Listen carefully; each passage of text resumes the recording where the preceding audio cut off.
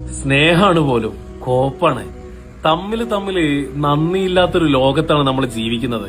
നമ്മളെ ലൈഫിലേക്ക് നമുക്ക് ആരും ഇല്ലാത്ത സമയത്ത്, നമ്മളിങ്ങനെ തോറ്റ് കിടക്കുന്ന സമയത്ത്, നിരുത്സാഹപ്പെട്ട് കിടക്കുന്ന സമയത്ത് ഒരാൾ നമ്മളെ ലൈഫിലേക്ക് വരും.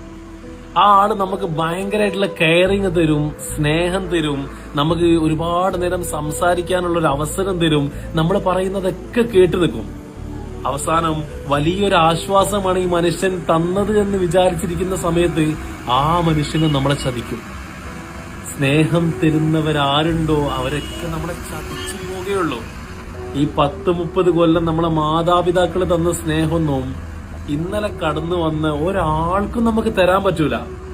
അതുകൊണ്ടാണ് പറയാനുള്ളത്, നന്ദി കെട്ട ഉലകാണ്. ജീവിതത്തില് സൂക്ഷിച്ച് ജീവിച്ചിട്ടില്ല എന്നുണ്ടെങ്കിൽ, അല്ലെങ്കിൽ നമ്മളെ ലൈഫ് ആർക്കെങ്കിലും ഒരാൾക്ക് പങ്കുവെച്ച് കൊടുക്കുന്നുണ്ടെങ്കിൽ അതിനുറപ്പായിട്ടും ഒരു കണ്ണുനീര് നൽകി ആ ആള് നമ്മളെ ലൈഫിൽ നിന്ന് മടങ്ങിപ്പോവും.